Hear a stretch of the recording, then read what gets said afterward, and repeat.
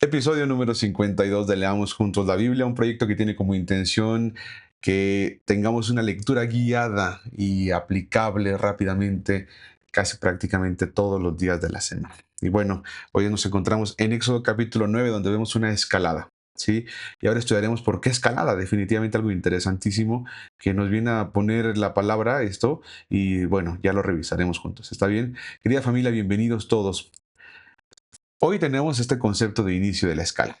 ¿Por qué? Bueno, la escalada es un proceso dinámico en el que la tensión y la hostilidad, de acuerdo, en un conflicto aumentan con el tiempo, a menudo de forma gradual y con una reacción en cadena entre las partes involucradas. Hoy vamos a ver prácticamente dos razones por las cuales esto entra en escalar. Ahora te vas a dar cuenta y es una cosa intensa, sí es una cosa fuerte. ¿Y por qué? O sea, al puro estilo de Dios, definitivamente. O sea, no tendría otra cosa que decir, definitivamente. Así que familia, como siempre decimos, hay tiempo para todo en esta vida, pero hoy es tiempo de que leamos juntos la Biblia. Bienvenidos al episodio número 52, 50 y, si dijimos, 53, perdón, en el capítulo 9 de Éxodo.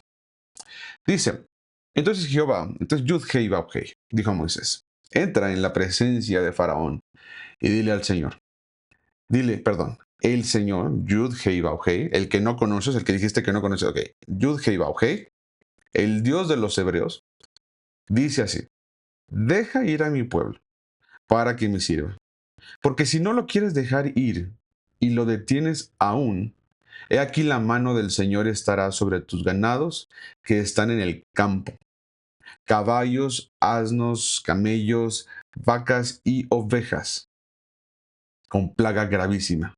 Y el Señor hará separación entre los ganados de Israel y los de Egipto, de modo que nada muera de todo lo de los hijos de Israel. Y bueno, aquí vemos una siguiente plaga, ¿de acuerdo? Algo que está fuertísimo, que definitivamente ya notamos cómo ha ido avanzando y desarrollándose. Y bueno, el primero fue el río, que al final de cuentas, si te pones a pensar, el río no te pasaba nada si no tomabas agua. Ya sabemos que no había agua de dónde tomar, otra parte, ¿verdad? Pero al final de cuentas era como, pues, si no tomo, pues no me afecta. Pero después vinieron las ranas, que igual también era como, pues si me alejo, pues igual no me afecta, o puede afectarme menos. O incluso si pues, me aguanto el olor, la pestilencia de que se murieron las ranas, pues también no me afecta. Pero luego llegaron, ¿se acuerdan que llegaron los piojos? Entonces fue como, uy, ahí ya me empieza a afectar. O sea, porque los piojos son una plaga, o sea, están por todas partes, ¿no? Y así fuimos avanzando, pero ahora llegamos a esta plaga donde viene algo a suceder de verdad importante, ¿sale? Y suena feo, suena interesante, pero es una cosa real que va a suceder y aquí lo está mencionando justamente, ¿de acuerdo? Y dice el versículo, dice, pero si no lo quieres dejar ir, aquí la mano de Yud-Hei Vav-Hei, la mano estará sobre tus ganados, que están en el campo, caballos, asnos, camellos, vacas y ovejas. Aquí está esta parte importante, que no era solamente sobre sus vacas, sino se dice campos, todo lo que está en los campos, caballos, asnos, camellos, vacas y ovejas, con plaga gravísima. Y el Señor hará separación entre los ganados, es decir, los de Israel no van a morir, ¿sí? Y el Señor fijó plazo, diciendo, mañana hará el Señor esta cosa en la tierra. Al día siguiente el Señor hizo aquello y murió todo el ganado de Egipto, mas del ganado de los hijos de Israel no murió uno. Entonces Faraón envió, y aquí que del ganado de los hijos de Israel no había muerto uno. Fíjate nada más esto, va y revisa, dice, no, sí, sí es cierto, no murió ninguno de los ganados de Israel. No, está cañón, o sea, definitivamente. Y dice que cuando lo ve y que reconoce esto, que no había muerto ninguno de los hijos de Israel, o sea, de los ganados de los hijos de Israel, dice que en lugar de reconocer, en lugar de aceptar que el Señor estaba haciendo distinción y que se estaba cumpliendo, y esta es la parte donde son pequeños detalles que no son pequeños, pero que son detalles en la lectura que definitivamente te muestran de verdad que si se cumple es que era de Dios, ¿sí? Mas el corazón de Faraón se endureció y no dejó ir al pueblo. Es decir, en lugar de reconocer esto, dice que se endureció y no dejó ir al pueblo. Punto. Otra vez pasa esto.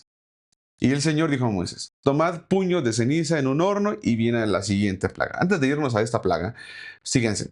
¿Quieren saber ustedes ahora cuál es el Dios que representa a estos ganados? Y aquí viene una escalada, como les dije, pues sí, importante y notoria y necesaria de poder atender. Así que préstale mucha atención a esta sección porque se va a poner bien interesante.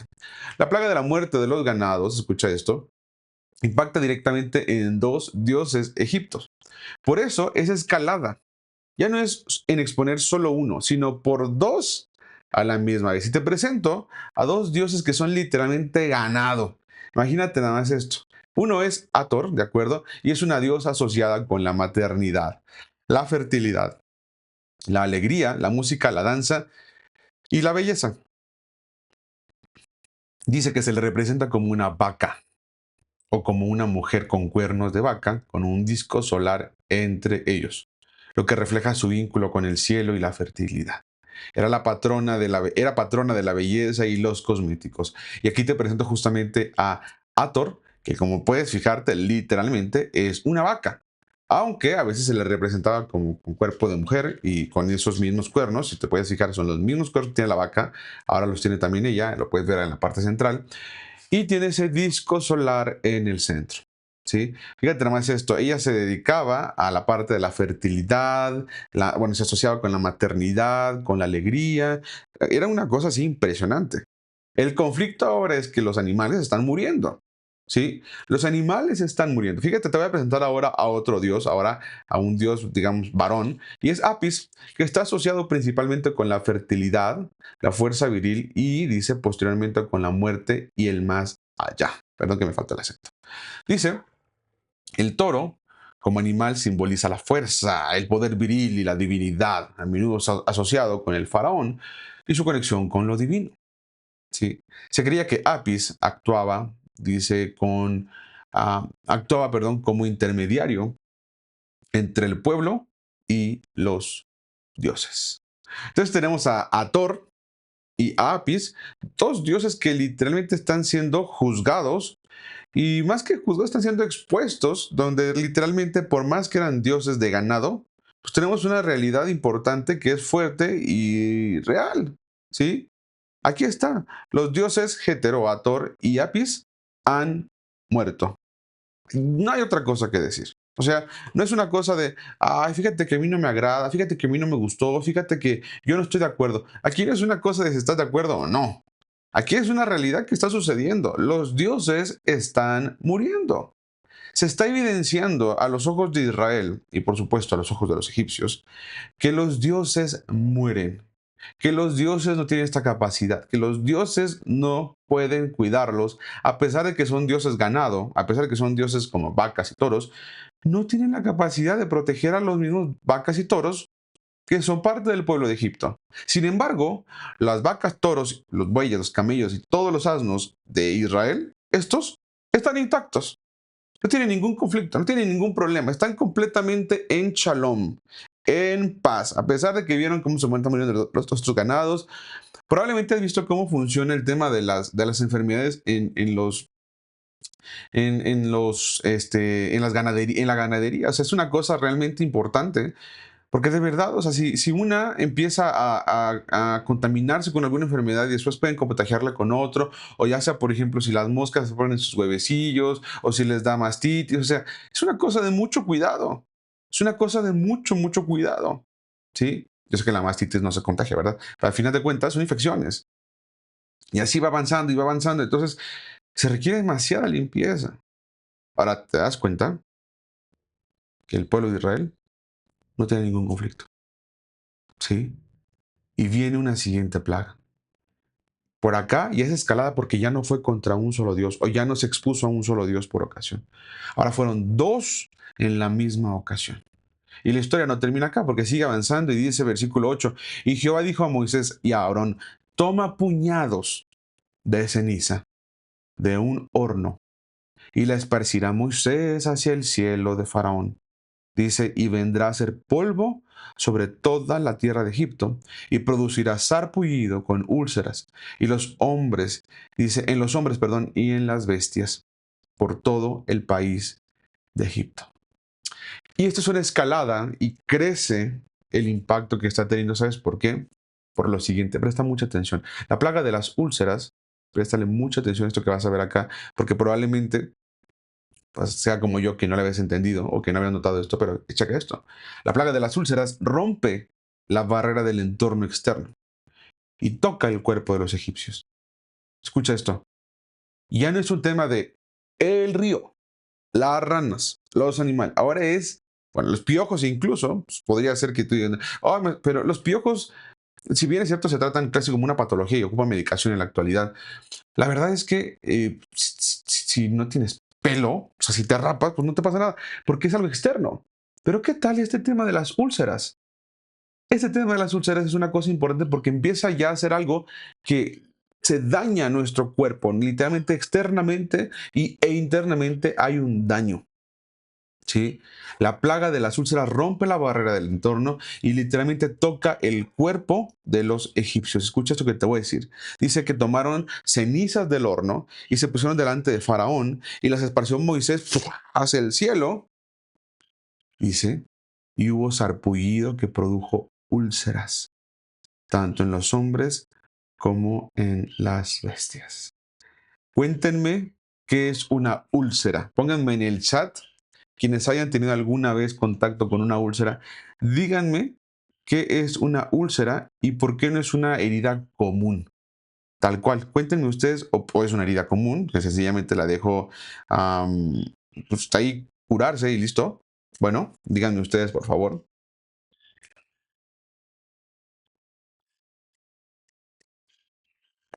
Según el diccionario dice que una úlcera es una llaga abierta en la piel o en la membrana mucosa de un órgano. Pueden ocurrir en varias partes del cuerpo, como el estómago incluso.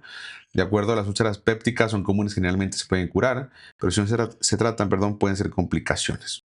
Úlcera en la piel, que es el caso justamente, dice, am, úlceras tanto en los hombres como en las bestias, una cosa importantísima. ¿No? Dice, y acá el versículo número 11, y los hechiceros no podían estar delante de Moisés a causa del sarpullido, porque hubo sarpullido en los hechiceros, dice, y en todos los egipcios. Pero el Señor endureció el corazón de Faraón, dice, y no los oyó como el Señor lo había dicho. Y aquí hay una parte importantísima porque, bueno, te das cuenta que el faraón sigue con esta conducta de seguir endureciendo el corazón, pero ahora es el Señor quien lo va a endurecer también. ¿Sí?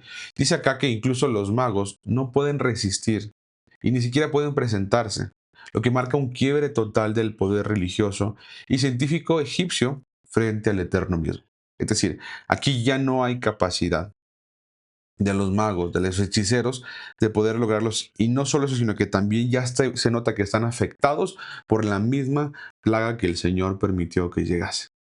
Ahora, ¿por qué esto es una escalada? Porque te dije que toca el cuerpo. Porque por más que puedas orar o pedirle a tu diosa de la sanidad o a tu Dios de la sanidad, no hay forma. No hay forma porque no está funcionando, no está sucediendo. Y te la presento a continuación.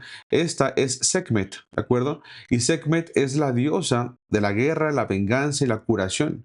También está asociada con el desierto, el fuego y la destrucción. Se le representa con cabeza de león y cuerpo de mujer, a menudo con un disco solar sobre su cabeza. A pesar de su naturaleza feroz, también era vista como una diosa capaz de curar enfermedades y proteger contra plagas. Y tenemos aquí a Sekhmet justamente, que tiene esta cabeza de león y que se espera pueda ser la que salve a Egipto. De la diosa de la sanidad se supone, la diosa pues de la curación.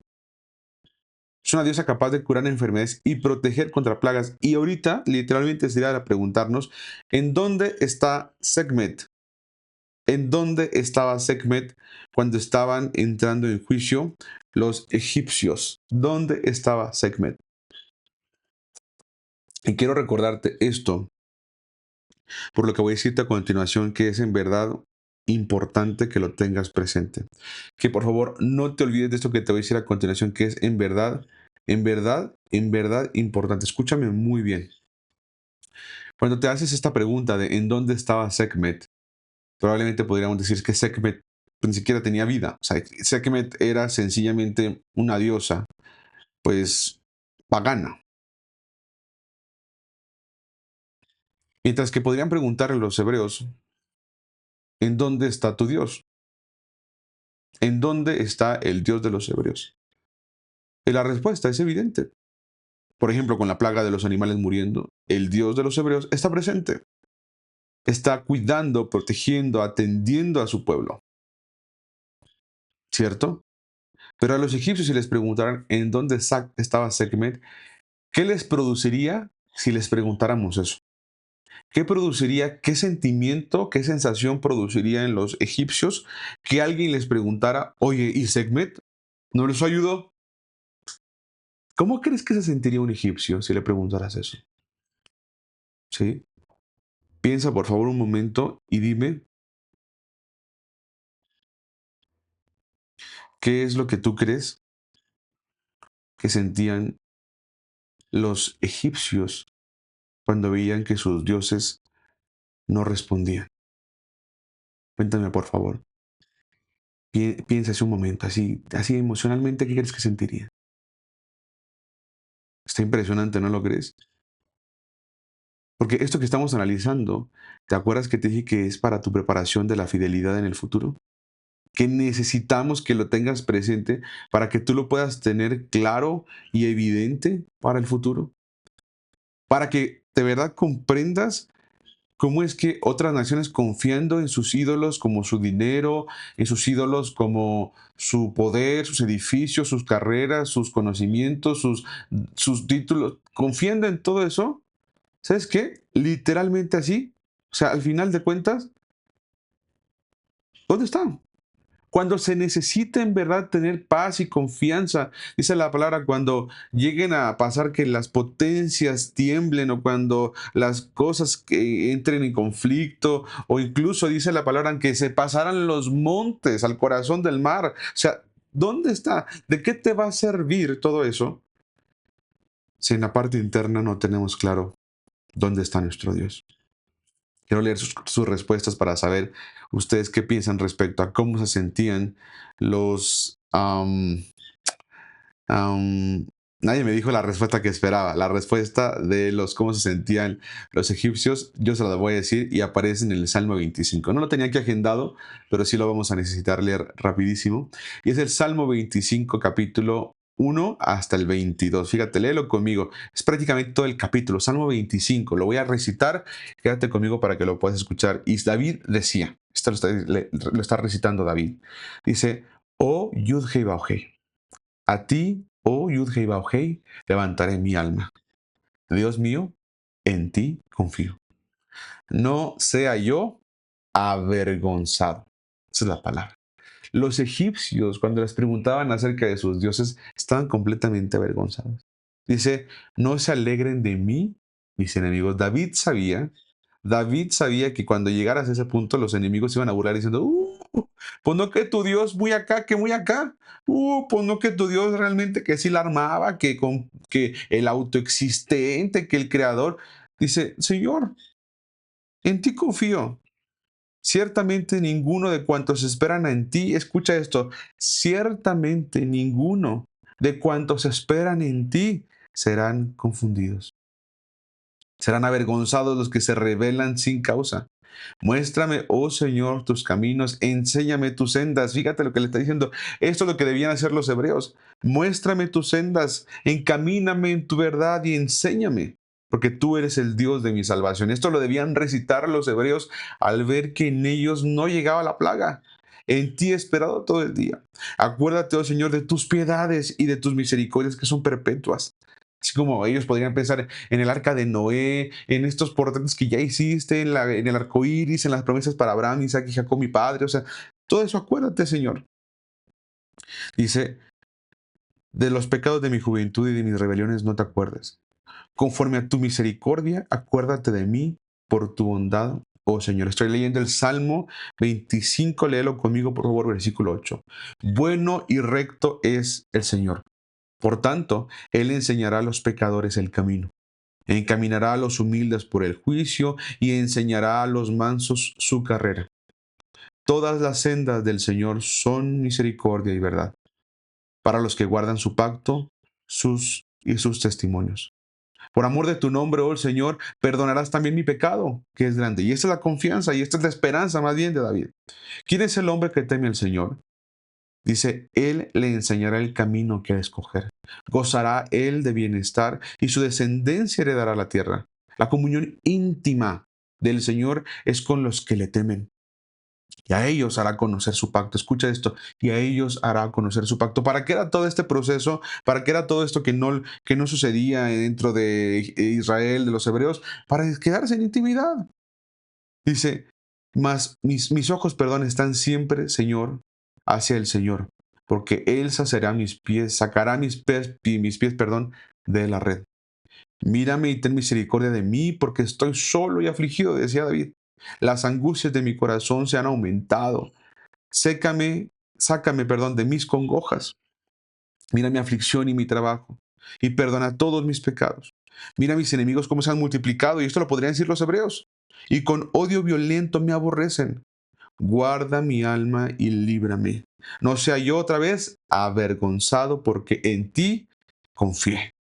Integridad y rectitud me guarden, porque en ti he esperado. Redime, oh Dios de Israel, de todas sus angustias. ¿Qué salmo es este? Dijimos Salmo 25, familia querida. No sea yo avergonzado. Pero realmente porque estés esperando en su palabra, no porque, ay Señor, pues yo hice lo que quise y ahí te encargarás de mí. Ahí cuando ya llegue el tiempo, ahí me avisa, Señor. No, ¿cómo? ¿Cómo?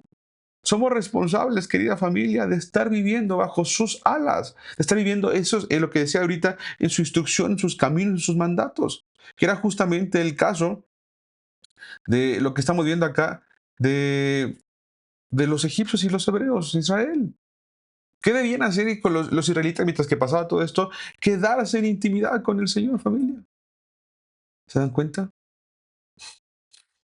Qué interesante es esto.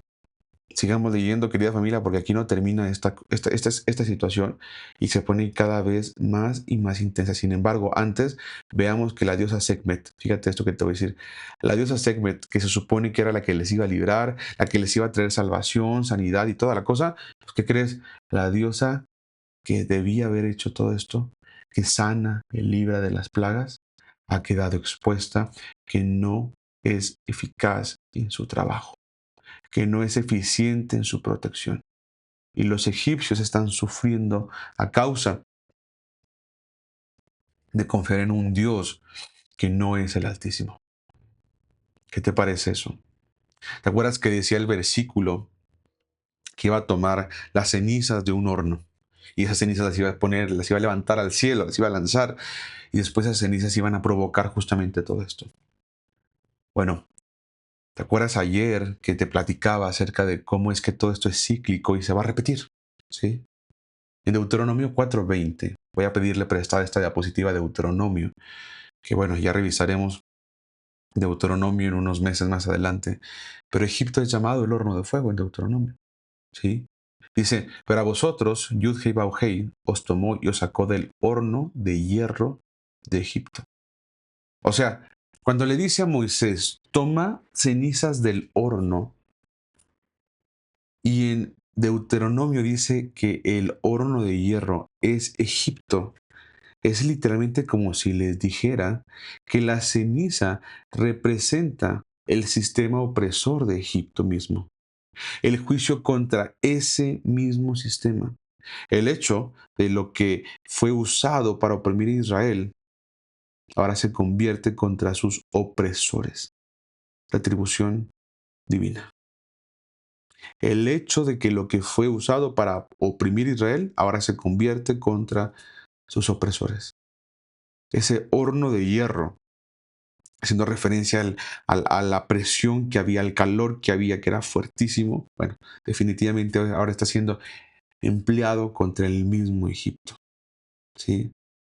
En esta plaga de úlceras y sarpullido que estamos analizando, por primera vez en toda la narrativa, el texto declara abiertamente que fue Yud-Hei Bau-Hei quien endureció el corazón del faraón. Escucha esto. Él dice textualmente que es quien endurece el corazón de Faraón. Ya no lo endurece Faraón por sí mismo. Y aquí hay una parte importante que vamos a entender acerca del sujeto de Faraón. Y sí necesitamos prestar un poquito de atención para que no se desvirtúe y no terminemos pues malinterpretando la Biblia. ¿De acuerdo? Y razones por las cuales aparece este concepto del corazón endurecido del faraón. Bueno, pues primero, aquí hay un cambio de fase en el juicio. Antes Faraón se endurecía a sí mismo, tal cual. O su corazón se endurecía. Forma pasiva, pues ambigua. Al final de cuentas, él era hacia sí mismo. Se endurecía a sí mismo. Él decidía endurecerse. Ahora, el texto ya no deja dudas. Es una acción directa de Dios. Léelo conmigo nuevamente en este versículo que estamos analizando. Y dice en el versículo número 12, lo ves en arriba en tu pantalla, pero Jehová, pero Yud, Hei, Bau, Hei, endureció el corazón de Faraón y no los oyó. O sea, ahora es el Señor quien está ejecutando el endurecimiento del corazón del faraón. ¿Sí? Sigamos leyendo, querida familia, para que le tengas todavía muchísima más atención a esto. Dice, justicia acumulada. Dios no endurece arbitrariamente desde el inicio al faraón. O sea, no es una cosa que todo el tiempo esté pasando y que Dios quiso y metió al faraón en ese aspecto. Faraón ya había rechazado varias oportunidades. ¿Sí? Este endurecimiento es un acto judicial, no caprichoso. Es decir, es un acto que se venía ya como justicia, que viene ya de la justicia. No es un capricho del Señor. Es como si Dios dijera, ok, ¿quieres rechazarme? Ok, afirmo tu decisión. Puedes hacerlo. Recházame. Te dejo. Solamente te la voy a afirmar. Yo te endureceré también el corazón más adelante. Estamos justamente en la sexta plaga, familia. Estamos en la sexta plaga. Estamos en la segunda mitad, caray. En todo ese tiempo, Faraón decidió endurecerse a sí mismo. Soberanía total del Eterno. En Egipto, Dios está juzgando a los dioses, la nación, a la nación y al propio Faraón, que de hecho el propio Faraón se consideraba una deidad viva. ¿Sí? Y por último, está desarrollando esta muestra que en el corazón del rey puede escapar al plan divino. Subraya su absoluta autoridad. ¿Te das cuenta de esto? Subraya su absoluta autoridad, soberanía total de Yud Hei Vav Hei. ¿Y si lo hiciera? ¿Y si él quisiera endurecer? ¿Y si lo hiciera? Dice Romanos. Al final, él sigue siendo más justo. Él puede hacer lo que le plazca. Él es el creador, es el rey, él es el Señor. Tal cual como eso. Sigue leyendo conmigo, por favor. Y vamos a la última plaga de este capítulo. Plaga número 7. 13. Entonces el Señor dijo a Moisés, levántate de mañana y ponte delante de Faraón y dile, el Señor, el Dios de los hebreos, dice así, atención que esta es una escalada. Las tres presentaron una escalada. La primera de hoy vimos que presentó una escalada porque presentó contra dos dioses. La segunda que vimos hoy, que es la de las úlceras y sarpullido, presenta literalmente que ahora es al cuerpo, al sistema físico de la persona. Y la tercera de hoy, ahí viene, atención, es una señal directamente en el cielo.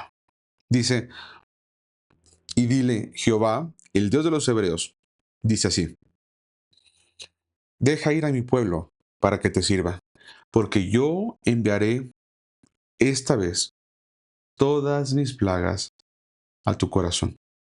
Fíjate esto, sobre tus siervos y sobre tu pueblo, para que extiendas que no hay otro como yo, para que entiendas, perdón, que no hay otro como yo en toda la tierra. Escucha esto, yo enviaré todas mis plagas a tu corazón. ¿Qué significa enviaré todas mis plagas a tu corazón? Literalmente significa, yo voy a hacer que tú lo veas ya interiormente, que lo captes. Hoy ya voy a permitirte que logres ver contra quién te estás endureciendo. Hoy, en esta plaga, voy a permitir que logres notar, que logres entender cuál es mi naturaleza y que entiendas que en la tierra, así como tus dioses son de la tierra y todo, así la tierra y la tierra y la tierra, así, tus dioses, así en toda la lista de dioses terrenales, no hay otro como yo.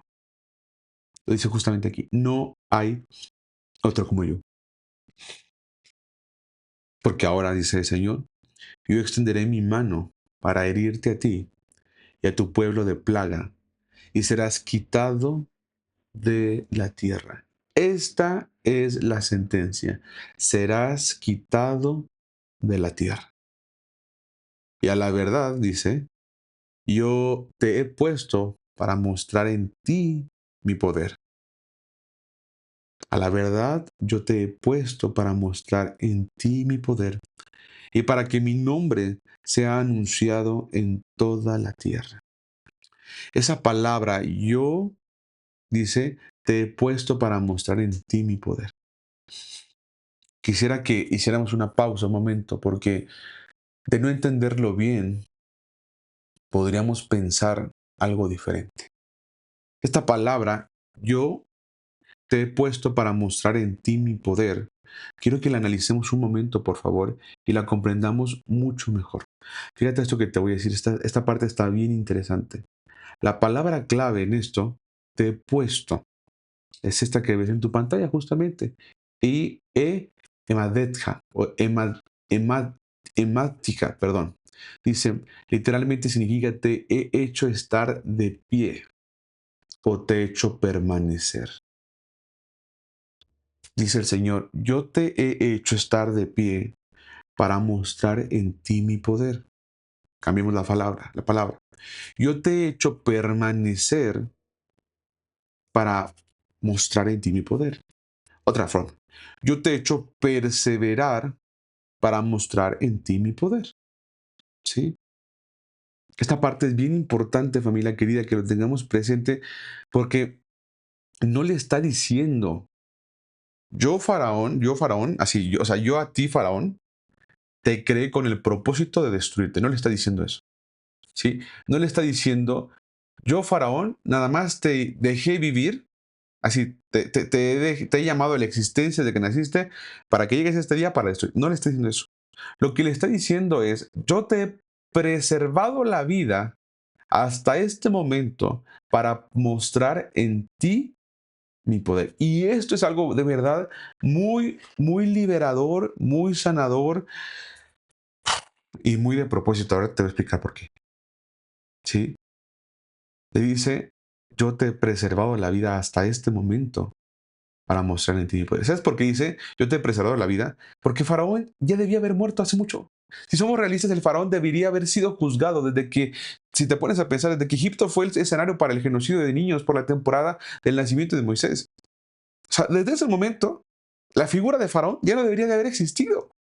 Y por supuesto, esa dinastía, esos, ya olvídate, ya no deberían de haber existido. O sea, definitivamente era una cosa así de, ya no existe más. Pero el Señor dice, yo preservé la vida de este faraón y de los que siguen para mostrar en mi poder. Les hago una pregunta. Para el momento en el que el Señor decide que serán ellos el instrumento que va a utilizar para mostrar el poder en la tierra, el poder de Dios en la tierra, pregunto, desde ese momento, estos faraones y esta gente ya estaba corrompida, ¿sí o no? Cuéntenme ustedes, por favor. Ya me dirán. ¿Saben entendiendo lo que estamos diciendo? Si somos realistas, el faraón debería haber sido juzgado desde hace mucho tiempo. Ya debió haber pasado muchísimo tiempo después de esto. Y el Señor dice, le preservé, le preservé. A la primera plaga, lo preservé. Segunda plaga, lo preservé. A la tercera plaga, lo preservé. A la tercera, lo preservé. ¿Sí? Lo voy a dejar a que viva. Lo voy a dejar que viva. Entonces, familia, ni de chiste se nos vaya a ocurrir la idea, la semejante idea, de que esto es como pensar que Dios lo hizo existir solamente para destruirlo. ¿Sí? Bueno, y dice Romanos, y si así fuera, ¿qué? Él es el Señor. Él es el Señor. Pero bueno, ya nos dimos cuenta que no es así. No funciona así. El Señor no lo creó, ni lo fundó, ni lo hizo vivir. O sea, no lo trajo a la existencia para destruirlo. Y le dice en el versículo 16, yo te he preservado para mostrar en ti mi poder y para que mi nombre sea anunciado en toda la tierra. O sea, todavía te dejo vivir, todavía permaneces, todavía te ensoberbeces, o sea, todavía te llenas de soberbia, dice el versículo 17, contra mi pueblo para no dejarlos ir. Todavía te ensoberbeces. He aquí que mañana a estas horas yo haré llover granizo muy pesado, el cual nunca hubo en Egipto, desde el día en que se fundó hasta ahora. Envía pues a recoger tu ganado y todo lo que tienes en el campo, porque todo hombre o animal que se halla en el campo y no sea recogido a casa, el granizo caerá sobre él y morirá. De los siervos de Faraón, el que tuvo temor de la palabra del Señor, hizo huir sus criados y su ganado a casa. Mas el que no puso en su corazón la palabra del Señor, dejó sus criados y sus ganados en el campo. Y esto que está aquí señalado en color azul, familia, abran sus ojos, enciendan las alarmas, enciendan sus alertas. De verdad, pongan atención. Pónganme un emoji de alarma aquí justamente en el chat. A ver, quiero ver cuántos están despiertos todavía, porque eso es importantísimo.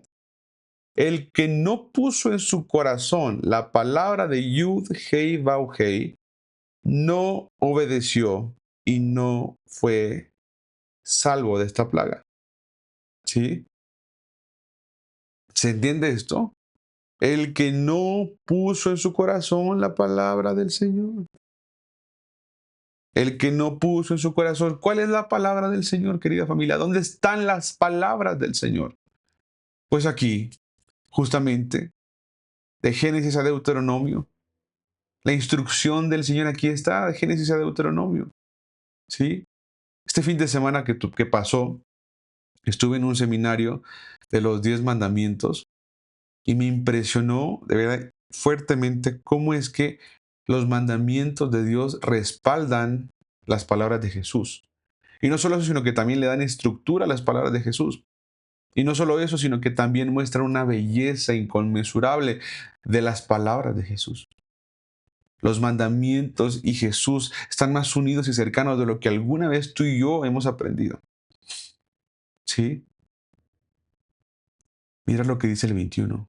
Y piénsalo para el tiempo del fin y cuéntame, por favor, cómo es que esto se asocia. Mas el que no puso en su corazón la palabra del Señor, dejó sus criados y sus ganados en el campo. Ojo, no pueden creer las palabras de Moisés. No pueden entenderlo, no pueden considerar que va a ser verdad. Simplemente porque la palabra del Señor no está en su corazón. Aunque vean las señales, aunque vean los prodigios, aunque vean la evidencia de lo que se está acercando, no lo pueden notar. ¿Por qué? Porque la palabra del Señor no está en su corazón. Que eso no es una cosa netamente espiritual, o sea, meramente espiritual. Sí, el que el Señor pueda ministrar su palabra en nuestra mente y en nuestro corazón solo es algo espiritual. Sí. La cosa es que para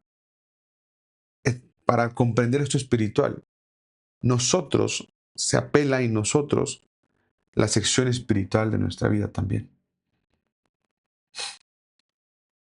Y la sección espiritual de nuestra vida podría estar completamente apagada, acallada,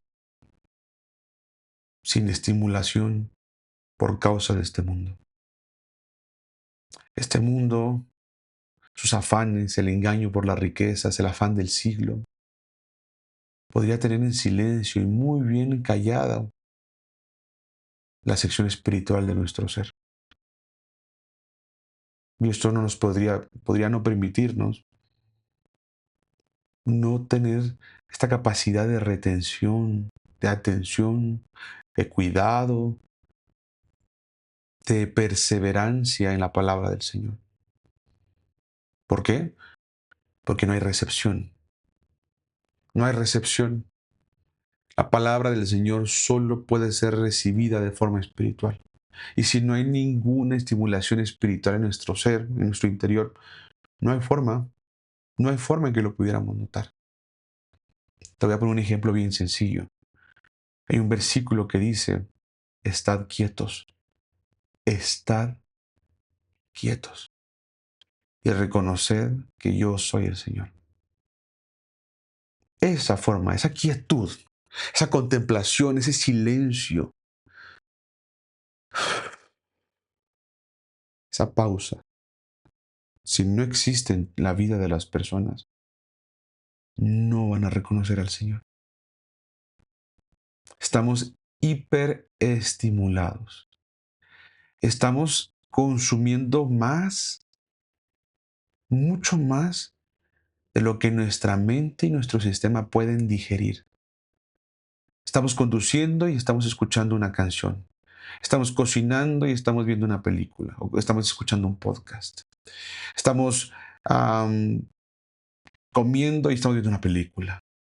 Estamos en el semáforo en rojo y estamos viendo el teléfono. Estamos en silencio y le pedimos al asistente virtual que ponga una canción. Estamos eh, por dormir, pero no puedo dejar de ver primero mis redes sociales. Entonces, esta hiperestimulación no permite que estés quieto y tampoco permite que reconozcas que Él es el Señor, porque esta quietud estimula la espiritualidad. La contemplación estimula la espiritualidad. La respiración profunda estimula la espiritualidad. Todo lo que respira le va a ver, Señor.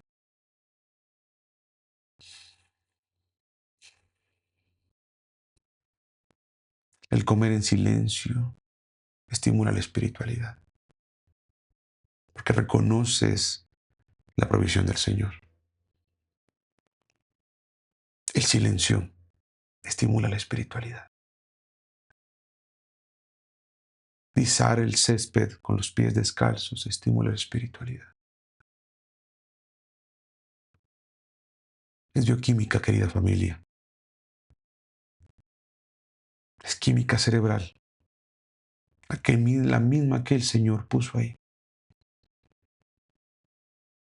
Esta conexión, todo lo que hago, todo lo que desarrollo, todo lo que pienso, lo que compro, lo que consumo, todo está asociado con la palabra del Señor que Él ya puso en mi corazón. No lo olvidaré. Tendremos memoria. No me voy a quedar a ver la plaga en el campo. Si dijo, resguárdate, me resguardo.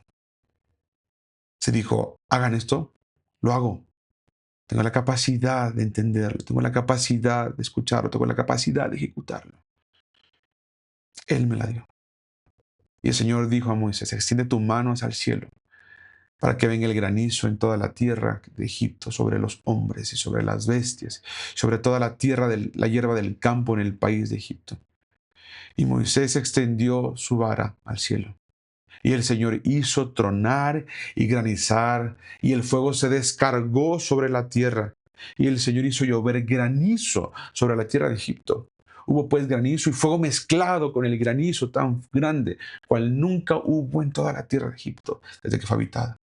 Y aquel granizo hirió en toda la tierra de Egipto todo lo que estaba en el campo, así hombres como bestias. Asimismo destrozó el granizo toda la hierba del campo y desgajó todos los árboles del país. Solamente en la tierra de Gosén, donde estaban los hijos de Israel, no hubo granizo. O sea, no solamente escuchaban al Señor, no solamente estaban siendo guardados de la plaga del granizo, sino que además el Señor los guardó y no cayó granizo en Gosén. O sea, gracia sobre gracia sobre gracia sobre gracia. Entonces Faraón envió a llamar a Moisés y a Aarón y les dijo, he pecado otra vez. Jehová es justo, y yo y mi pueblo impíos. Orad al Señor para que cesen los truenos de Dios y el granizo, y yo os dejaré ir. Pilas, dice, y yo os dejaré ir, y no detendré más. Y le respondió Moisés, tan pronto salga yo de la ciudad, extenderé mis manos al Señor, y los truenos cesarán, y no habrá más granizo, para que sepas que de Yud Hei Vav Hei es la tierra. Para que sepas que de Yud Hei Vav Hei es la tierra. Escucha esto que te voy a decir que es una cosa impresionante. La diosa Nut es la que se ve juzgada acá, la que queda completamente exhibida. Se supone que la diosa Nut es la diosa del cielo. Se le representa como una figura femenina arqueada sobre la tierra con el cuerpo cubierto de estrellas, simbolizando el firmamento. Ya lo habíamos conocido ayer justamente. Ayer habíamos puesto justamente la imagen de su esposo, que es el que está aquí abajo, ¿se acuerdan? El dios tierra. Pero ahora estamos hablando de Nut, la que está acá arriba. Es la diosa personificación del cielo según la mitología egipcia. Se representaba más tardíamente como una mujer que lleva en su cabeza un jarro, que es la que justamente ves en el centro, de agua. Sus extremidades simbolizan los 4 pilares sobre los que se apoya el cielo. Pues aquí te das cuenta que los pilares literalmente dejaron y permitieron la entrada a tremendos granizos que destruyeron todo a su paso. Pero interesantemente, el Dios de Israel no permitió que entrara granizo, ni hubo granizo en Gosén. Si fuera poco, les presento a Set. Set está asociado con el caos, la violencia, el desierto, las tormentas y la fuerza bruta. Set no está directamente asociado con el granizo, pero sí con las tormentas. Se supone que Set se encarga de las tormentas y el caos atmosférico. Se supone que Set debería de ser quien dicta cuánto va a haber, cuánto caos va a haber, cuánto desorden natural va a haber. Pero este Set ahora sí se nos pasó la mano. Obviamente no fue Set. Lo cual hace que su figura sea relevante como deidad derrotada o superada en la plaga de granizo. Set es un hombre con cabeza de animal indeterminado. No se sabe qué animal es, con orejas largas y hocico curvo. Tenemos otra vez la evidencia de 2 dioses completamente exhibidos, completamente expuestos. El granizo cayó, fue evidente el daño. Los dioses encargados de lo proveniente del cielo y el caos no cumplieron con su labor. Egipto, una vez más, ha quedado avergonzado. Los egipcios del faraón han quedado avergonzados. Familia, está tremendo esto que estamos analizando, literalmente. ¿Sí? Moisés sabía que el arrepentimiento de Faraón, cuando dice, hoy, hoy el Señor es justo, Moisés sabía que era falso. ¿Sí? Y fíjate nada más esto. Tenemos la claridad y la certeza de esto por lo que vas a leer a continuación al final de este capítulo. Dice, yo voy a orar, le dice Moisés. Cuando el faraón dice, he pecado yo, perdón, perdón. Le dice Moisés, bueno, yo voy a orar. Tan pronto salga de la ciudad, los truenos cesarán, yo intercederé al Señor. Los truenos cesarán, ya no habrá más granizo. Pues para que sepas que del Señor, de Yud-Heh y Vau-Heh es toda la tierra. Dice el 30, pero yo sé que ni tú ni tus siervos temeréis todavía la presencia del Señor. Yo ya sé. Moisés conocía al faraón. Y este que viene acá en este enunciado, lo vamos a leer después para Levítico, dice, el lino pues y la cebada fueron destrozados. El lino y la cebada. Eran tiempos de cebada, familia, porque la cebada estaba ya espigada y el lino en caña. Mas el trigo y el centeno no fueron destrozados porque eran tardíos. ¿Sí? Faltan aproximadamente unos 2 meses para que el trigo esté listo. Y salido Moisés de la presencia de Faraón fuera de la ciudad, extendió sus manos al Señor y cesaron los truenos, y el granizo y la lluvia no cayó más sobre la tierra. Y viendo Faraón que la lluvia había cesado, y el granizo y los truenos, se obstinó en pecar. Moisés tenía razón. Yo sé que no es verdad. Yo sé, decía Moisés. Y endurecieron su corazón, él y sus siervos. Y el corazón de Faraón se endureció y no dejó ir a los hijos de Israel, como el Señor lo había dicho por medio de Moisés. Aquí termina el capítulo número 9 prácticamente. Mañana veremos el capítulo 10, perdón, el sábado. Sin embargo, quiero que revisemos juntos estas conclusiones. El Señor aumentará sus juicios sí o sí cuando el propósito haya de cumplirse. Otro punto importante es que el arrepentimiento no puede ser fingido, y lo vemos justamente. Otro punto acá es que el Señor es el Altísimo. No es cualquier Dios, es el Altísimo, textual y literalmente. Y algo importante acá, el Señor separará a su pueblo. De eso que jamás nos quede duda. Y por último, recordar que el Señor, Él preservó a Faraón con un propósito específico. No nos olvidemos, querida familia. No nos olvidemos de guardar sus instrucciones, sus palabras en nuestro corazón, que son la clave. Pues no sabemos si para el éxito o para la derrota, pero por lo mínimo para la paz sí. Y eso ya es una victoria. Hasta aquí, querida familia, nuestro episodio de hoy.